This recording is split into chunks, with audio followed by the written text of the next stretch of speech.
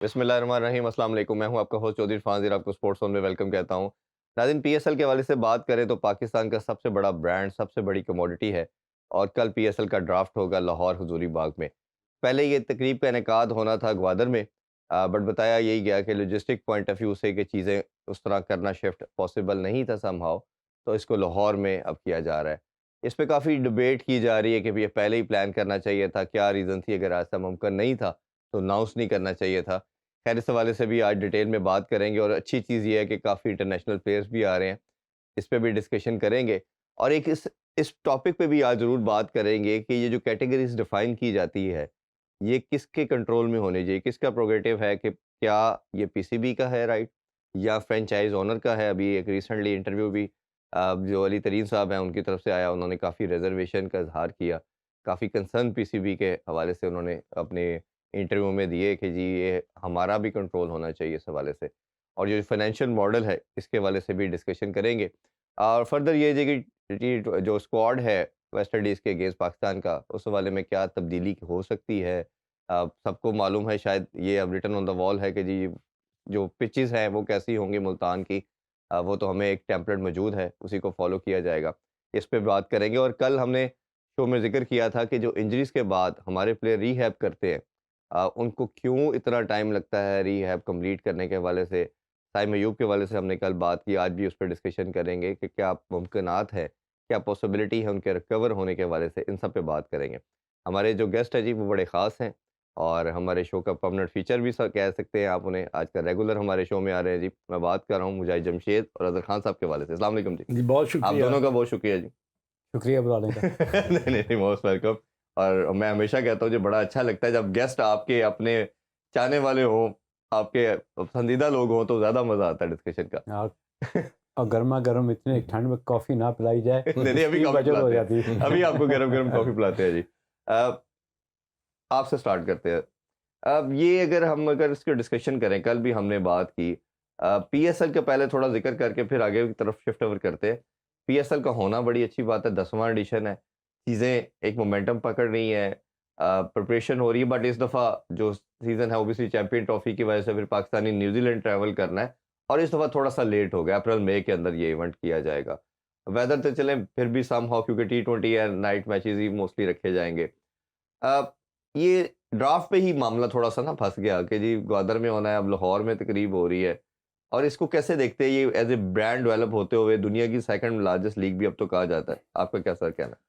नहीं, डेफ़िनेटली ये चीज़ जो है, आपने जो अपने इंट्रो में बात की है कि ये बड़ा इम्पोर्टेंट पाकिस्तान के लिए है कि ये 10वीं पीएसएल है जो कि होने वाली है और इसके बाद 2 टीमों की एडिशन जो है वो होनी है हाँ, नेक्स्ट नेक्स्ट होना ईयर। है। हुँ, अब एक और चीज़ अगर आपने देखा हो कि ये पहली दफ़ा इंडियन प्रीमियर लीग के साथ ये टकराव हो रहा है जी। पीएसएल का, हुँ, क्योंकि प्रोबेबली उन्हीं डेट्स में उधर भी हो रहा होगा। जी। आईपीएल भी हो रही है और इधर पीएसएल होगा। तो ये देखना कि मीडिया का रुझान और क्रिकेटर्स का रुझान, इंटरनेशनल प्लेयर्स की जो आपने बात की उनका रुझान, उनकी जो डेडिकेशन है, इंक्लिनेशन है, जो वो किस लीग को वो तो ज़्यादा ख़ैर इतना पैसा फेंकते हैं कि जिन्होंने उधर जाना वो इधर आते ही रिसेंटली नहीं इरफान है। देखें, साउथ अफ्रीका में भी जी। स्टार्ट हो गई, बांग्लादेश में हो रही है और बिग बैश हो रही दुबई में भी हो रही है है। दुबई में 4 लीग्स। हुँ, क्योंकि विंडो जब खाली होगी आईसीसी की तो तभी आप करवा सकते हो ना, हुँ। अदरवाइज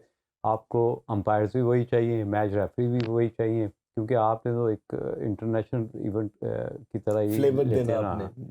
अच्छा, उसमें एक चीज़ अगर आपसे मैं जानना चाहूँ कि पहले प्लेयर आते रहे और उसमें बड़ा कंसर्न था कि जी बड़े नाम नहीं आते। इस दफ़ा जो रजिस्ट्रेशन कंप्लीट की गई और रिटेंशन का पार्ट भी 8-8 प्लेयर हर टीम रिटेन कर सकती है, वो भी हो चुका है। तो बट हम जो इंटरनेशनल रिटेंशन की बात करते हैं या प्लेयर्स की बात करते हैं तो वह ज़्यादा हुई। अच्छा, अब इसमें कंसर्न जो फ्रेंचाइज़ ओनर का है, फाइनेंशियल मॉडल के हवाले से भी हम बात करेंगे, वो भी उनका है कि हमें वो पैसे नहीं मिलते जो होने चाहिए। लेकिन एक उनका कैटेगरीज़ के ऊपर बड़ा कंसर्न है। वो कहते हैं कि जी कैटेगरीज़ अगर हम लेट्स सपोज़ किसी को ए या बी, ये आप कैसे डिसाइड कर सकते हैं? हमारे साथ मुशावरत होनी चाहिए, हमसे पूछना चाहिए। आप खुद डिसाइड कर देते हैं, प्लेयरों की भी रिज़र्वेशन आती है। याद होगा साल 2 साल पहले जब कामरान अकमल को डाउनग्रेड किया गया, उन्होंने फिर अनाउंस कर दिया मैं खेलता ही नहीं हूँ। तो ये हर सीज़न में 2-3 प्लेयरों की नाराज़गी का भी मसला बनता है। तो आप बताइए क्या ये किसका राइट है और किसकी कंट्रोल में ये चीज़ होनी चाहिए?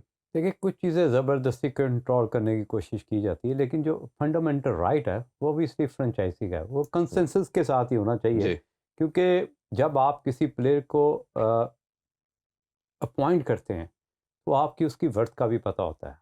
ये नहीं है कि बोर्ड उसका फ़ैसला करे, ये फ्रेंचाइज का फ़ैसला है कि उसकी करंट फॉर्म कैसी है, अगर वो पीछे कौन-कौन सी लीग खेल रहा है और उसका जो बजट है किस तरह उसको दिया जा रहा है। ये सारी चीज़ें मॉनिटर करने के बाद ये बेहतर पोजीशन में होता है कोई भी फ्रेंचाइज ओनर। हाँ, ये ज़रूर है कि उसके साथ जो क्रिकेटर का अटैच होना बड़ा ज़रूरी है, क्योंकि वही बता सकता है कि कौन-सा बैट्समैन, जिस तरह मुझे याद है लाहौर कलंदर ने जब राशिद खान को लिया जी। अफ़गानिस्तान के प्लेयर को, तो उनके जीतने के chances before start of the tournament बहुत बन वो गया। राइज़ हो गए थे। हुँ, एक तो वो 8वें नंबर पे 20-25 5 बॉलों पे रन्स करने वाला है, और प्लस वो उस सिचुएशन में बॉलिंग करता है जब आप गेम से काफ़ी हद तक आउट हो चुके होते हैं। जी, बिल्कुल। वो कमबैक आपको उस सिचुएशन में ले आता है कि जिले जी मैंने वो अपना काम कर दिया, आप मैच जीतने की पोजीशन में ले आए। हुँ, तो इस तरह के अगर प्लेयर्स हों तो फैसला बोर्ड करे, और फ्रेंचाइजी का जो ओनर है उसके लिए फैसला करना मुश्किल हो, तो ये मेरा ख्याल सरासर ज़्यादती है। बिल्कुल ऐसे ही। और यहीं से अंदाज़ा लगा लें कि जब राशिद खान आया तो लाहौर कलंदर पहली दफ़ा चैंपियन हुई। हाँ, हम बल्कि 2 दफ़ा तो ये कंसेक्टिव वो बने, चीज़ें हाँ। होती हैं जिसकी मेरा समझता हूँ कि ओनर जितने भी फ्रेंचाइजी ओनर हैं उनकी रिजर्वेशंस जो है जायज़ है, हुँ, और उनको भी उतनी इम्पोर्टेंस देनी चाहिए कि ये ज़रूरी नहीं है कि बोर्ड का फैसला हो, फैसला उनका होना चाहिए। बिल्कुल ऐसे ही। अज़र भाई, एक और फाइनेंशियल्स के हवाले से ना मसला 3-4 साल से इनका चल रहा है, और मेरी समहाउ तमाम से मेरी गाय-बगाए डिस्कशन हुई, कुछ फ्रेंचाइज़ानों से अच्छी सलाम दुआ भी है, दोस्ती भी है, तो वो बताते हैं कि यार ये तो सिर्फ़ एक मुल्क को सर्व करने के लिए हम काम कर रहे हैं, हमें बचत नहीं है इसमें, और हमें लॉस जाता है। और आपको याद होगा 2 साल पहले वो हाई कोर्ट में मामला चला गया, फिर हाई कोर्ट ने बोर्ड की भी सर्जरी की, इनको भी बोला कि भाई आप ये बैठ के एमिकेबली क्यों नहीं सॉल्व करते? हर मामला आप लोग कोर्ट में ले आते हैं और आपस में बैठे इसको सॉर्ट आउट करें, जो शेयर जो भी डिसाइड करना है। तो खैर वो बैठे और कुछ चीज़ें इम्प्रूव हुई, बट शायद दिल अभी भी उस तरह इनके आपस में एक-दूसरे से नहीं मिले हुए। तो ये जो इसका सॉल्यूशन क्या है? अगर आपने एक बड़ा ब्रांड बनाना है, लार्जर कॉज़ पे जाना है, और जब आपके आपस में डिफरेंसेस हम शो कर रहे हैं या बात में तो दिलों में कुछ रंजिश रखेंगे, तो कैसे आप आगे बढ़ सकते हैं? देखिए, इसकी मिसाल मैं आपको देता हूँ कि लास्ट जो आईपीएल हुई ना, उसमें डेविड वार्नर जो थे ना, उन्होंने बड़ा ही पैथेटिकली परफॉर्म किया था। हुँ, तो क्या वजह हुई कि डेविड वार्नर ने आईपीएल से अपने आप को अलहदा करके पीएसएल में डेविड वार्नर की परफॉर्मेंस देखें तो वो बड़ी ज़बरदस्त परफॉर्मेंस वो दे रहे हैं। हुँ, आज भी 82 की है। एग्जैक्टली। अब आप मुझे ये बताएं कि जब डेविड वार्नर जब आएगा ना, तो ये एक तो फाइनेंशियल जो आपने बात की कि उसकी एक मार्केट वैल्यू है, उसका नाम है। जी, he has been a splendid performer in टी20 वनडे एंड टेस्ट मैचेस। बिल्कुल ठीक।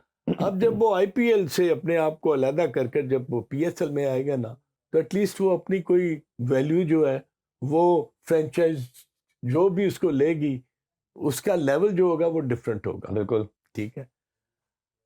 अब बहुत सारी टीमें ये चाहेंगी कि डेविड वार्नर जो है ना उनकी किटी में आ जाए। जब आप डेविड वार्नर को लेंगे ना, तो जो बात आप कर रहे हैं कि अभी मुजाहिद ने भी वही बात की कि ये फ्रेंचाइज एंड पीसीबी ने क्या वो उसकी वैल्यू जो है इन टर्म्स ऑफ फिनांसिस वो डिसाइड कर ली है, और क्या वो ड्राफ्टिंग में डिसाइड होगी? आई डोंट नो, मुझे नहीं इसके बारे में पता कि वो कितने पैसे पर वो आएगा और वो कितने पैसे पर अपनी सर्विसेज जो है ना जी। वो फ्रेंचाइज को देगा। तो ये तो तब डिसाइड होगा जब वो किसी भी फ्रेंचाइज उसको चूज करेगी और वो वो कल ड्राफ्ट के अंदर ये फिर होगी, और हर बिडिंग के अंदर हर टीम की बारी-बारी आती है, वो अपनी एग्जैक्टली। कैटेगरी वाइज़ डिसाइड कर सकते हैं। अच्छा, एक और भी मुजाहिद भाई, अगर फ्रेंचाइज़ के हवाले से कंसर्न आता है या फाइनेंशियल्स की बात की, दूसरा ये है कि ये जो डिफरेंट और लीग शुरू हो गई हैं with in the country, SPL का नाम ले लें, फिर इसी तरह केपीएल का नाम ले लें। अब एक प्लेयर लेट्स सपोज़ 3-4 करोड़ में बिक रहा है आपकी लीग के अंदर, और पीएसएल के अंदर वो कहते हैं इतना महँगा हम परचेज़ कर रहे हैं। इसी तरह जब वो छोटी लीग के अंदर जाता है, वो 60-70 हज़ार से लाख या 2 लाख में भी बिक जाता है कुछ प्लेयर, कुछ 1-2 मैचेस के लिए। ब्रांड को वो प्लेयर का नाम तो नज़र आ गया ना। मैं एक एग्जांपल के तौर पे सिर्फ ये कोट कर रहा हूँ। कई मैच 1-2 खेल के चले जाते हैं ताकि ब्रांड के साथ रजिस्टर्ड हो जाए, नाम आ जाए, और वो आपका वो कहते हैं कि हम एक प्लेयर को इतना महंगा करोड़ों में खरीद रहे हैं, ये कुछ लाखों में खरीद लेते हैं और उसका नुकसान हमारी जो बड़ी लीग है, जो पाकिस्तानी लीग है, उसको होता है। बोर्ड का स्टांस इसकी कॉन्ट्री है, वो कहता जी उसका वो हमारे एम्बेट में नहीं है, उसका हमारा लेना देना नहीं है, वो लोकल एक काम है। तो दोनों डिफरेंट डायरेक्शन में बात करते हैं। तो आपके ख्याल में ये कोई इफेक्ट करता है पीएसएल को या कोई इफेक्ट नहीं करता, बस ठीक है, बहुत ठीक बात कर। अगर किसी को इफेक्ट करता है, मेरा ख्याल प्लेयर को हिमसेल्फ, क्योंकि देखें छोटा सा एक पीरियड होता है जो आप कहते हैं कि जवानी मस्तानी या क्रिकेट का कैरियर जो है 5 साल 7 साल 8 साल से ज़्यादा तो स्ट्रेच करने वाली बात होती है, जितनी रैपिड क्रिकेट हो गई है या नॉन स्टॉप एक्शन क्रिकेट बन चुकी हुई है।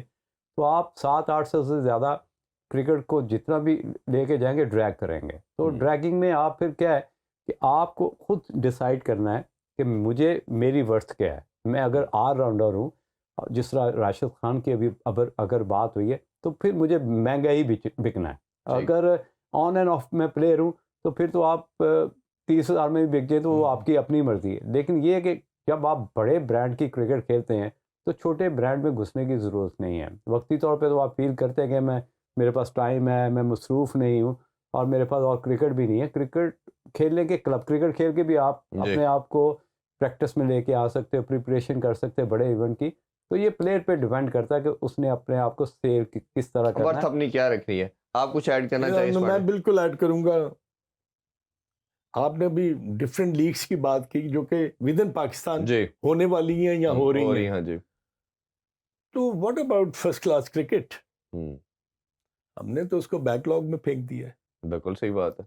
आप मुझे बताएं, कादम ट्रॉफी का फाइनल हुआ, कितने लोगों ने देखा है? कहां पर हुआ है? किन पिचेस पर हुआ है? प्लेइंग ही नहीं पता होगी, 11 ही किसी को पता नहीं आपको ये नहीं पता कि आपके जो प्लेयर्स हैं, अब शहनशाह अफरीदी को आप अलाउ कर रहे हैं कि you should go and play in Bangladesh premier league, और आप एक तरफ उसको रेस्ट दे रहे हैं। What is this mockery? सही। No, you can't justify it. To face है ना। हाँ, अगर आपने अपने प्लेयर को रेस्ट दिया है on the basis of this, उसकी वजह से हम अपना टेस्ट मैच कल ना हमने इसमें थोड़ा सा इस क्वेश्चन को एनहांस कर दे तो फिर आप जरूर आंसर कीजिएगा। कल मैंने और मुजाहिद भाई ने बात की थी, जो डोमेस्टिक का नया स्ट्रक्चर आया उसमें हमने देखा कि ये आ गया, आपने फिर पीएसएल के अलावा 2 लीग भी अलाउ करनी है, लड़के को एनओसी देना है, उसने वो भी जाके खेलनी है। अब मोहसिन नकवी साहब से जब मैंने क्वेश्चन किया था उनकी प्रेस कॉन्फ्रेंस में, तो मैंने पहला क्वेश्चन ही उनसे ये किया था कि आप अपने लड़कों को डोमेस्टिक खेलने के लिए किस तरह अलाउ करेंगे। वो तो उन्होंने कहना हमने भाई लीग खेलना है, इंटरनेशनल प्लेयर तो आपके खेलते नहीं है। बाबर को इंग्लैंड के खिलाफ ले ऑफ किया था आपने, वो प्रैक्टिस करता रहा, वो डोमेस्टिक में खेलने नहीं गया, नसीम शाह चला गया। कहने का मकसद ये कि आप एक तो कंपेल किस तरह करेंगे, और दूसरा डोमेस्टिक का जो हमने कल स्ट्रक्चर बड़ी डिटेल में डिस्कस किया। मुझे एक चीज़ मैं अक्सर सोचता हूँ और अब मैं बड़े अरसे से सोच रहा हूँ, आप दोनों बहुत बेहतर बता सकते हैं। जितने भी हमारे लेजेंड बने हैं ना, आप ये देखें उनकी बुरा टाइम आता था या ड्रॉप कह लें या रेस्ट कराया था, डोमेस्टिक में नहीं सर खेलते थे, वो ए में जाते थे, फौरन ए जाते थे। अगर आप मुसबाह उल हक की बात कर लें, अगर हम उनका स्टैट्स देखते हैं, उनके बेतहाशा ए मैचेस है पाकिस्तान ए की तरफ से। अच्छा, ए ख़त्म करके आपने अब शाहीन का नाम दे दिया। आप कल जब पीसीबी अनाउंस कर रहा है, इंटरनेशनल तो आईसीसी ने पहले ही कर दिया पूरे साल का स्केड्यूल कि पाकिस्तान ने 4 टेस्ट खेलने हैं, 25 ओडीआई खेलने हैं, 29 टी20 खेलने हैं। आपने डोमेस्टिक का भी कर दिया। Where is Pakistan A? Where is Pakistan Shaheen? वो बच्चे जो सेकंड ईयर के हैं, जो 15 में नहीं आ रहे, किसी भी रीजन से रीहैब के बाद आ रहे हैं, कुछ है, वो तो ना नीचे खेल रहे हैं ना उधर आ रहे हैं, वो तो घरों में है। उसके बारे से भी बताइए। नहीं, मैं जिस इरा में मैंने क्रिकेट खेली है ना, फर्स्ट क्लास, मैंने बहुत डेडिकेशन, बड़ी ही एप्लीकेशन और डाउन टू अर्थ होके ना कमिटेड फर्स्ट क्लास क्रिकेट खेली है। मैं मुजाहिद आपको एक किस्सा सुनाता हूँ अब्दुल कादिर मरहूम का, अल्लाह मियां उनको जन्नत नसीब करे। आमीन। अच्छा, मेरे भी कप्तान रह चुके हैं। एब्सोल्युटली। मैं आपको बताऊं कि उन्होंने वेस्ट इंडीज के अगेंस्ट फैसलाबाद में टेस्ट मैच जीता, खत्म किया। मुझे याद है बड़े अच्छे से जी, इमरान कैप्टन था। He came back from Faisalabad by road, 2-2.5 घंटे, वो 8:30-9 बजे अपने घर यहाँ पर पहुंचे लाहौर में। तो हबीब बैंक वर्सेस यूबीएल मैच था, कहाँ पर? हैदराबाद नियाज स्टेडियम। अच्छा, लॉन्ग वे। तो जो यूबीएल के कैप्टन थे वो मुदस्सिर नजर थे, तो मुदस्सिर वाज वेरी हैप्पी।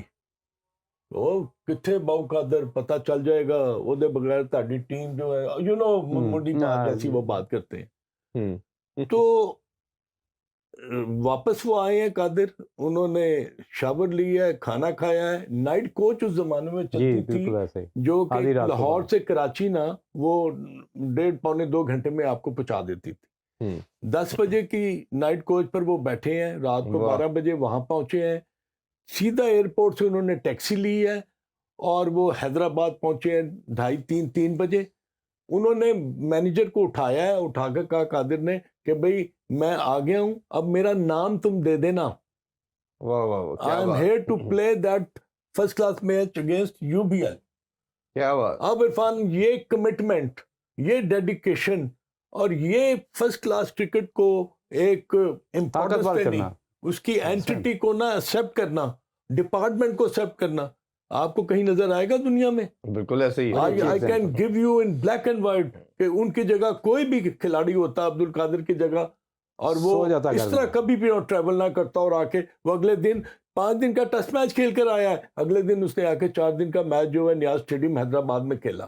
क्या बात दिस ये अब आप ड्राफ्टिंग कर लें, आप वो हॉश एंड पॉश किस्म की आप एनवायरनमेंट दे दें, आप ड्राफ्टिंग में आप जहां मर्जी आप गवादर के बजाय आप किले पे आ जाएं, वहां पर आप अपना शो कर लें, मगर क्या आपको इस किस्म के खिलाड़ी नजर आएंगे? अभी आपने बाबर आजम की बात की, जी वो बांग्लादेश, वो वहां पर जिम्बाब्वे तो नहीं गए थे, he was here, he could have played in that कादम ट्रॉफी। बिल्कुल खेल सकता था, एक मैच 2 मैच खेलता। बाकी प्लेयरों पे देखें, एक तो अपने प्लेयर के लिए बहुत जरूरी है, और जब आपके डगआउट में या आपका ऐसा प्लेयर प्लेइंग 11 में बाबर आजम, रिजवान, शाहीन खेल रहा होगा, तो बच्चों के लिए कितनी बड़ी चीज है जब हम पीएसएल में बात करते हैं। एब्सोल्युटली। अब ये ब्रेक की तरफ बढ़ते हैं जी। ब्रेक से वापस आके ये जो डोमेस्टिक की वैल्यू है इस पे भी थोड़ी बात करेंगे, स्क्वाड के वाले से भी बात करेंगे।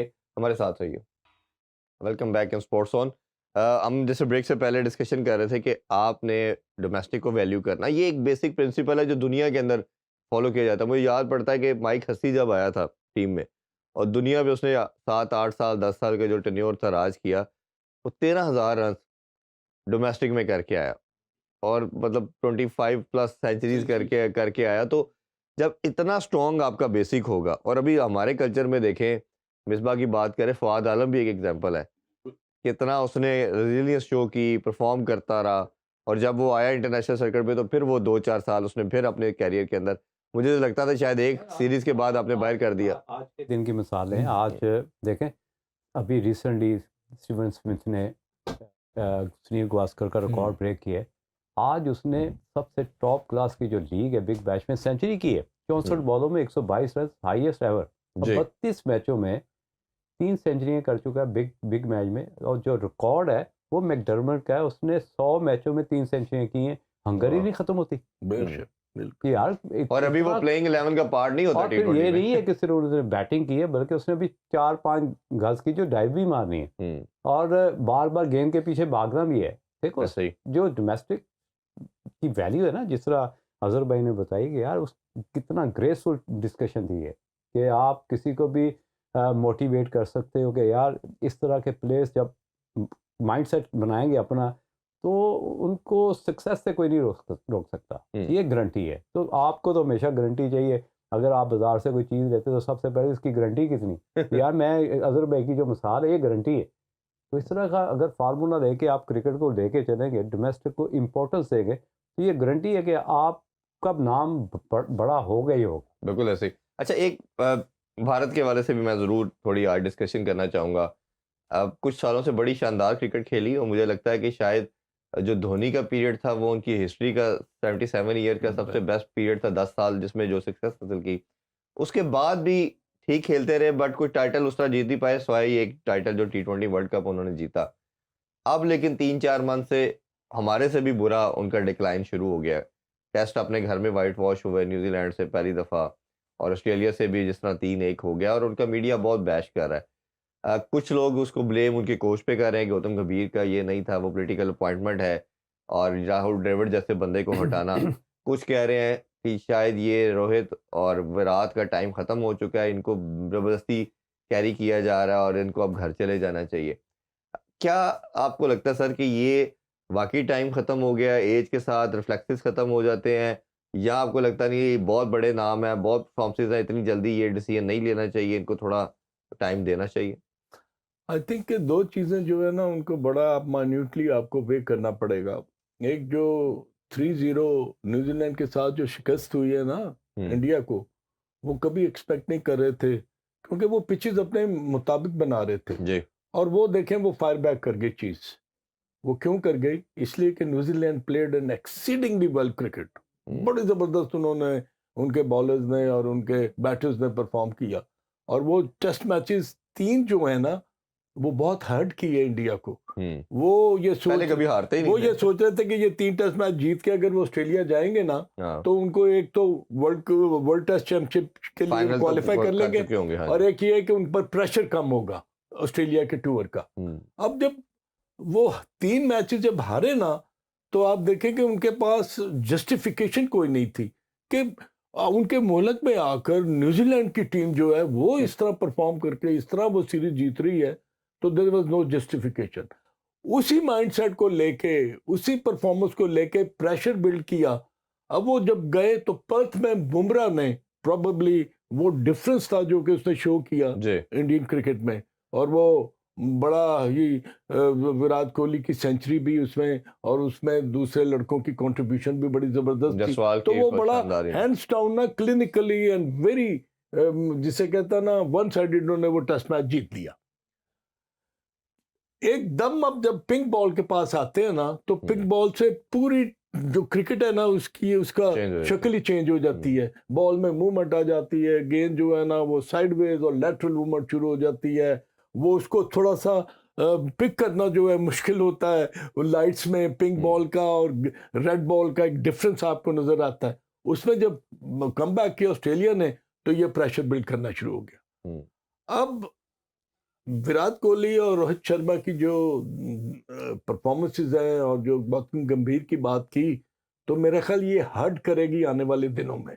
हुँ, और इंडिया जो है ना, उनको वो स्ट्रगल करेंगे। आई डोंट थिंक सो कि चैंपियंस ट्रॉफी में इंडिया का परफॉर्म करना इतना आसान होगा, हुँ, क्योंकि वो माइंडसेट जो वो हारते हुए आ रहे हैं ना, तो जी। आपको उस हार को ना ड्रेसिंग रूम में एक जो चेंज लानी पड़ती है ना, उसमें आपके सीनियर प्लेयर्स का बहुत कंट्रीब्यूशन बहुत और ज़बरदस्त। आपके कोचेस का और हुँ, आपके जो टीम मैनेजमेंट है, उनका बहुत बड़ा हाथ होता है। बिल्कुल ऐसे ही। अच्छा मुझे भी ऐसा अदर भाई ने कहा 2 चीज़ें फर्दर भी इसमें ऐड मैं करता चलूँ। एक तो ये जैसा कोचेस का और कप्तान का मसला, उनकी कंट्री में 2 डिबेट चल रही हैं। एक तो दोनों सीनियर को बिठा दिया जाए, लेकिन जो एक्स क्रिकेटर ने भी एक डिबेट उनकी छेड़ दी है। उसने कहा जी हिंदुस्तानी जो कप्तान है वो कभी मैच से बाहर नहीं बैठता, और रोहित शर्मा को उनके क्रिकेट फ्रेटर्निटी में बड़ा हाईली रेट किया जाता है। उससे कहा जाता है कि ये सेल्फलेस कैप्टन है, ये सेल्फिश नहीं है। वो इवन विराट को ज़रूर कहीं न कहीं कह देते हैं कि ये सेल्फिश यार था। देखो इसकी तेंदुलकर को भी कहते हैं, तो वो कहते हैं ये तो अपने लिए खेलता ही नहीं, ये टीम के लिए खेलता है। इसको कैसे बाहर बिठा दिया गया? वो उसका अपना डिसीजन नहीं हो सकता, अच्छा, उसको कंपेल किया आप गया। कैसे कह सकते हैं कि ये अपने लिए नहीं खेलता? देखने के बाद जो आई विटनेस है, उसके हम भी विटनेस है। नहीं, वो जब 90 पे वही मैं खेला आ रहा वर्ल्ड हूँ, कप मैं के आ रहा हूँ। अंदर नहीं, नहीं। और वो अपनी नहीं, शॉट्स नहीं, नहीं, खेलता नहीं, जा रहा है, मैं वो रुक उधर नहीं ही आ रहा। रहा हूँ। हाँ। देखिए, मैं विटनेस हूँ इस हुँ, चीज़ का कि उसने जितने भी मैच खेले वर्ल्ड कप के, हुँ। उसने 40-50 किया। देखिए, किया 20-22 बॉल पे। जी, इसमें तो क्लैरिटी है कि है, बिल्कुल ऐसे ही। सेल्फिश नहीं है। बिल्कुल ऐसे ही। होता ये है कि अगर गौतम गंभीर को ये प्रॉब्लम है, तो गौतम ने अब देख लिया है सूर्या कुमार यादव को, जायसवाल को। जब उनका प्लेइंग स्टाइल वो देखता, तो वो एक कोच की ना एक अजीब सी फीलिंग होती कि यार ये तो एक्सेप्शनल केस है। उस दौरान आपको विराट कोहली 110 से 190 के स्ट्राइक रेट से खेलता हुआ जचता ही नहीं है। ये जो फ़र्क है ना, ये बेसिकली तंग कर रहा है आपके कोच को कि यार ये फ़र्क कैसे ख़त्म किया जाए। ब्रांड तो है, नाम तो है, अपोजिशन बॉलिंग पे प्रेशर भी है, लेकिन उस प्रेशर को उस तरह ये कैरी ऑन नहीं कर रहे। तो यही वो वजह है जिसकी वजह से कोई भी कोच हो, चाहे अज़हर भाई हो या मैं हो, मैं कंपैरिजन करना शुरू हो जाऊंगा जायसवाल के साथ और सूर्या कुमार नहीं, नहीं, यादव के मैं साथ। उसमें थोड़ा-सा ब्रेक की तरफ बढ़ता हूँ, ब्रेक से वापस आके और मैं तीसरा जी। कि जो रोहित शर्मा को प्रॉब्लम आ रही है, जब से वो हिटमैन फेमस होना शुरू हुआ है, अब उसकी मजबूरी बन गई कि उस रेपुटेशन को कैरी कैसे करना है जो उसके लिए डेंजरस बने। वो सूर्य कुमार यादव तो शायद उनका सिर्फ T20 के लिए खिलाते हैं, लेकिन आपको नजर तो आता रहता है ना, आप टैलेंट उनके पास बेतहाशा है। प्रॉब्लम ये आ रहा है कि टैलेंट उनके पास है और इनको वो अब लोग शायद अब्जॉर्ब नहीं कर पा रहे कि ये हाँ कि वो अब्जॉर्ब नहीं कर पा रहे किस तरह परफॉर्म करें। ब्रेक लेते हैं, ब्रेक से वापस आके इसी को कंटिन्यू करेंगे। Stay with us. Once again welcome back sports on. अच्छा, हम इंडियन क्रिकेट के बारे से जो डिस्कशन कर रहे थे उसको थोड़ा सा और अगर एलेबोरेट करें, अब विराट कोहली की एक प्रॉब्लम कि वो एक ही शॉट पे आउट हुआ और दुनिया में अगर हम बाबर भी जैसे बुरी फॉर्म चल रही थी, आउट हो रहा था, दुनिया के सब प्लेयर पे बुरा टाइम आता है। हमने तेंदुलकर पे आया, फीस पे आया, लेकिन जब वो डिफरेंट शॉट्स पे आउट होते हैं तो वो कहता है कि यार ये फॉर्म बुरी चल रही है। अब एक ही शॉट पे अगर आउट होता है तो सबसे बड़ा डिबेट जो गावस्कर ने भी कहा, उसने कहा इसका मतलब है कि आप ना अब फंस गए हैं, आपको निकलना बड़ा मुश्किल है अब, क्योंकि ओबियसली जब आपके लेजेंड आपके ऊपर बात करना शुरू कर दें तो इसका मतलब ये है कि आपका ना फिर टाइम खत्म है। वो कह रहे हैं कि अगर आप एक ही तरह आउट होने का मकसद ये है कि आपका कुछ ना कुछ क्रिकेट में प्रॉब्लम आ गया, अब आपका आगे मूव करना मुश्किल हो गया। तो एक तो उसका भी जानेंगे आपसे, और दूसरा ये कि जो कप्तान की डिबेट है मैं उसको थोड़ा बढ़ाना चाह रहा हूँ। अब जिस तरह शान मसूद भी 10 मैचेस में से सिर्फ 2 जीता, 8 हार गया, तो कप्तान तो बाहर नहीं बैठ रहा। कप्तान बैठाने का मकसद ये है कि आप ये मैसेज दे रहे हैं कि कप्तान की भजन जगह नहीं है टीम में, वो फिर टोटली बाहर जाएगा। वो तो अगर है तो उसने तो लीडर भी है, उसे लड़ना भी है, लड़कों को भी साथ लड़ाना है। तो कप्तान ही बाहर बैठा दिया तो इसका मतलब है आपने कहा भजन हमारे पास तो अब कोई हथियार नहीं है, हमने सरेंडर कर दिया। आपका क्या टेक है सर इस पे? नहीं, ये बड़ा मुश्किल है कि देखना ये है कि कौन सी पोजीशन पर आप बैटिंग कर रहे हैं और आपका टीम में रोल क्या है, आप पर टीम डिपेंड कितना कर रही है, और ख़ास तौर पर जब आप कैप्टन हैं। अगर आप शान मसूद और रोहित शर्मा की परफॉर्मेंस को रोहित शर्मा की परफॉर्मेंस सिर्फ ऑस्ट्रेलियन टूर पे गंदी नहीं है, उसकी न्यूजीलैंड के अगेंस्ट भी बहुत, वैसे भी शुरू से वो बाहर कंट्रीज के अंदर टेस्ट में स्ट्रगल करता है। अब अगर आप उसका कंपैरिजन करें ना, तो शान मसूद पर कम प्रेशर था जरूर एज ए कैप्टन कि वो टेस्ट मैचेस इतने जीता नहीं, 2 टेस्ट मैच जीतकर गया था ना, सीरीज जीतकर वो साउथ अफ्रीका गया था ना। अब बात आ जाती है कि रोहित शर्मा की कंसिस्टेंटली बैड परफॉर्मेंस जो है ना, उसके माइंडसेट को ना वो अफेक्ट कर रही थी। वो कुछ चीजें अपनी टेस्ट क्रिकेट में, अब देखिए T20 और वनडे को आप कंपैरिजन ना करें, ठीक है। टेस्ट मैचेस में आपकी 4 स्लिपें होती हैं, एक गली होती है, और बॉलर जो है वो नए गेंद को वो मूव कर रहा होता है, आपको पिच भी हेल्प कर रही होती है। वहां आपकी टेक्निक जो है ना वो एक्सपोज हो जाती है। How many times he got himself out while playing that shot outside the off stump when he was caught in the slips. ये रोहित शर्मा की मैं बात कर रहा हूँ। अब अगर उन्होंने, जिस तरह मुजाहिद ने कहा ना, अगर उन्होंने ये फील किया कि he does not be happy to be a part of the team because team उसकी वजह से सफर कर रही है। अब एक ओपनर जो है वो नंबर 4 या 5 पर भी वो उसने बैटिंग की है, उसमें भी वो सक्सेसफुल नहीं रहे।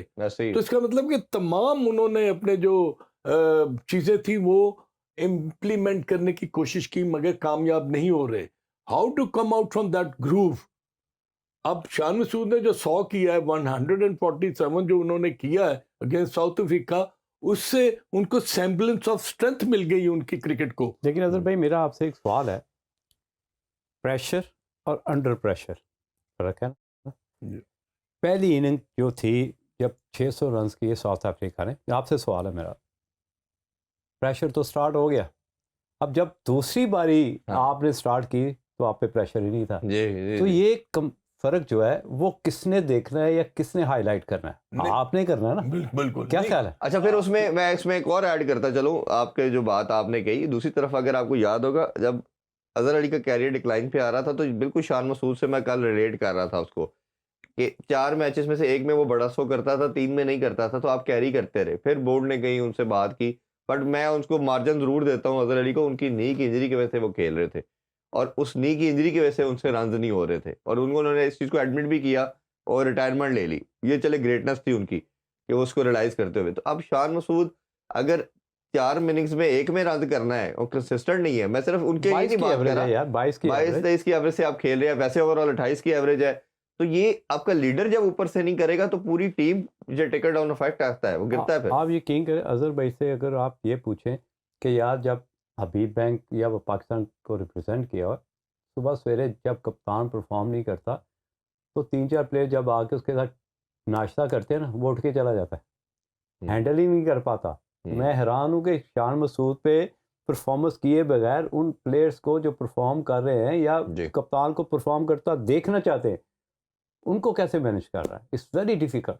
और एक दूसरी चीज भी अगर उसमें हम करें, ये तो चले बैटिंग का तो प्रेशर उनके ऊपर आया, शायद इसी वजह से उन्होंने सब्जेक्ट टू कैप्टनसी टैक्टिकल भी ठीक नहीं है। अच्छा वो भी लिखा है, सिचुएशन रीडर ही नहीं है। अच्छा वो अगर असल मसला जो गेम अवेयरनेस का भी कहीं ना कहीं हमें आता है कि आपके 9-8 आउट हो गए हैं, आप फास्ट बॉलर को बाउंसर का नहीं कह रहे, पीछे 2 फील्डर नहीं ले रहे, टाइम को नहीं इंट्रोड्यूस कर रहे,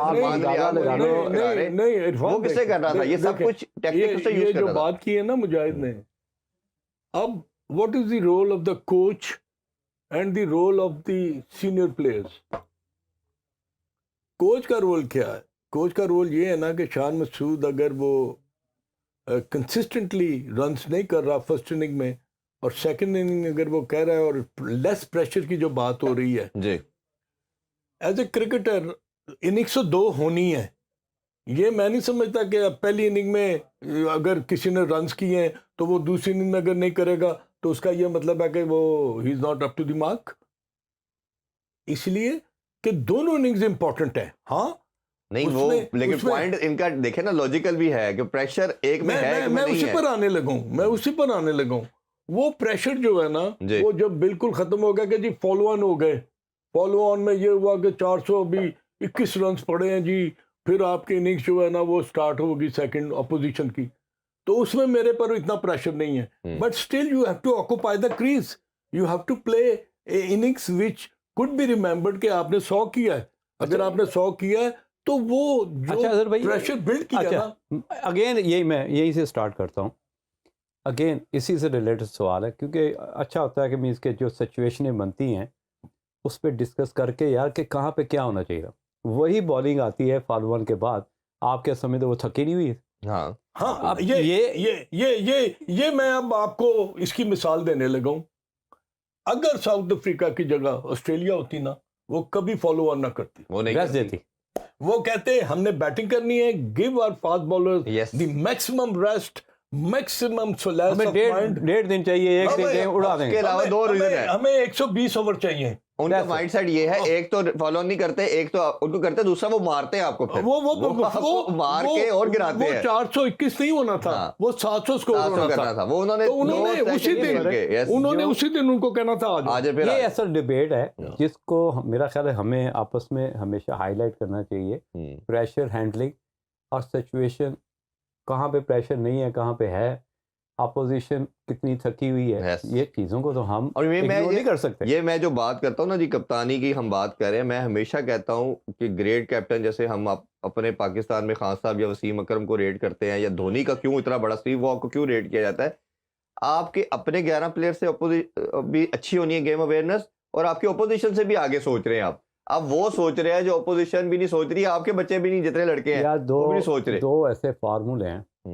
कोई भी क्रिकेट बड़ी टीम अडेप्ट कर लेना, एक kill and there and then strict वाली, बिल्कुल ठीक है। और दूसरा ये है कि चाहे आप बॉलर है या बैट्समैन है या इवन विकेट कीपर है या चाहे थर्ड मैन पे फील्डिंग करे, आपको दूसरे से 1 माइक्रो सेकंड आगे होना है। बिल्कुल होना है, बिल्कुल होना है। मेक इट सिंपल, कोई रॉकेट साइंस नहीं है कि यार मैंने एडवांस लेवल पे किस तरह जाना है, दूसरे से आगे सोचोगे तो होगे ना कि यार किस तरह की बॉलिंग है, किस तरह की पिच है, कौन सा अटैक बैटिंग अटैक मैंने लेके चलना है, या बॉलिंग पिच रीडिंग कैसी है, कहाँ बॉल करना है, कितनी। बट लेकिन अनफॉर्चुनेटली लग रहा है कि हमें ना कहीं ना कहीं ऐसा लगता है, या मैचेस देख के लगता है कि आप सिचुएशन का वेट करते हैं and wait for the happening का वेट करते हैं, क्या होगा फिर देखते हैं, उससे आप प्रोएक्टिव होके नहीं। 2 बॉलर जो थे ना साउथ अफ्रीका के, वो यंसन और रुबादा, उसके बाद मुझे बताएं जो 2 बॉलर्स थे, एक का तो मेरा 18 साल का बच्चा जो था वो खेल रहा था, अपनी डेब्यू कर रहा था, मुबाका के क्या नाम है उसका, मुश्किल नाम। और सेकेंडली वो मोलेंडर जो था, he was coming back from injury, वो तो पहले ओवर में उसने 3 के 4 नो बॉल कर दिए। तो स्पिनर जो था ना, वो उनके पास महाराज जो था, वो एक ऐसा था क्योंकि उसको किसी किस्म की हेल्प नहीं मिल रही थी। तो कंडीशंस की जो बात की ना कि सेकंड इनिंग में वो पहली इनिंग में 194 पाकिस्तान टीम आउट हो रही है, दूसरी इनिंग में पाकिस्तान ने किस तरह से पौने 500 रन कर लिए। उसकी वजह यही है कि उनकी बॉलिंग में जो मैं आपको कंपैरिजन कर रहा हूं कि ऑस्ट्रेलियंस होते वो कहते हमने फास्ट बॉलर्स को नहीं अभी बॉलिंग हाँ, करवानी, अभी रेस्ट रेस्ट देना, विल ब्रिंग बैक, हम बैटिंग करेंगे, इन पर और 650-700 रन का मलबा डालेंगे और उसके बाद हम और यही शायद टेक्निकलिटीज और कुछ ऐसी चीजें होती है जो आपको एक बड़ी टीम बनाती हैं। जी बहुत बहुत शुक्रिया आप दोनों मेहमानों का। इंशाल्लाह फ्यूचर में और नेक्स्ट वीक फिर आपको ज़हमत देंगे। अभी आपसे इजाज़त चाहेंगे। अपना बहुत ख्याल रखिए। अल्लाह हाफिज़। पाकिस्तान जिंदाबाद।